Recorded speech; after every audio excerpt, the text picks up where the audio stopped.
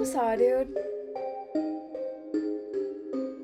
Hello everybody, welcome back to my YouTube channel. So if you're new here, hello, I'm Carlee and I am doing a crime story in each of the 50 states. Now today we have moved on to Mississippi. We're already to the M's. Please ignore my dog, he's being a little drama king right now. Stop, I'm trying to do something. Sorry. Okay, so today we are talking about Jacob Blair Scott. So, Jacob Blair Scott was an ex-veteran, and he is facing a 85-year sentence for sexually assaulting and getting a 14-year-old girl pregnant in Jackson County when he was 40 and she was only 14 years old.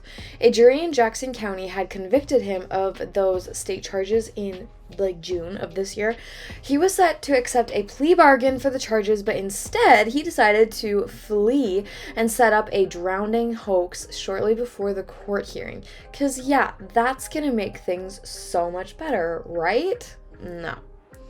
Jacob was sentenced to 21 months in federal prison on 3 federal charges related to him faking his own death in 2018 off the Alabama coast to try to avoid prosecution on state sex crimes charges in Mississippi, according to the Sun-Herald. The Orange Beach Police Department had responded to a call for assistance and found a small boat in the Gulf of Mexico that was about a mile from the shore, and weirdly enough, it had a gun tied to it. The dinghy had a suicide note in it, but that was it. There was nothing else. The authorities searched for a body for more than a week. Jacob ended up getting caught in early 2020, 2 years after faking his death, so I gotta hand it to him. He did make it a long time.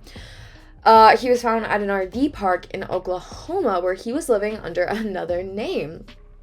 In his written plea agreement, he told family members not to change their phone numbers for a year, and he withdrew $45,000 from his bank account before he disappeared. He tried to say that it had nothing to do with faking his death, but dude, come on.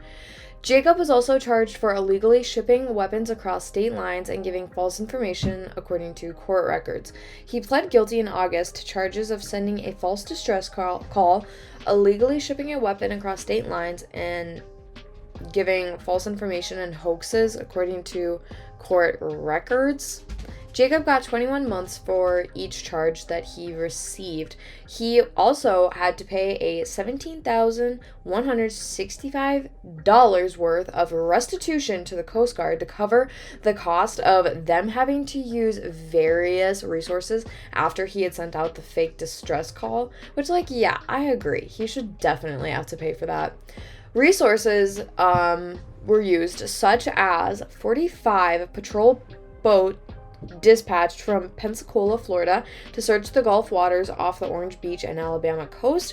According to the Sun-Herald, the victim of Jacob's sexual assault had testified at the trial about how he sexually assaulted her at least 30 times over several months, beginning in 2016 and ending in 2017 when she learned that she was pregnant.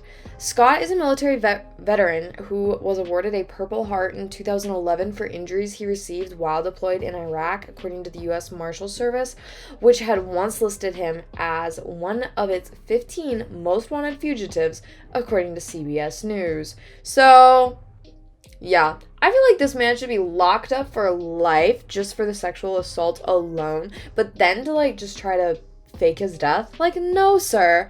No, I don't think so. 21 months, not long enough. The 85 years? Yup. But you know what's crazy?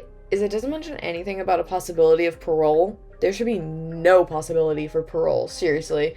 I hope that if he's ever up for it, that they're no sir, you absolutely cannot be out amongst normal people given your track record.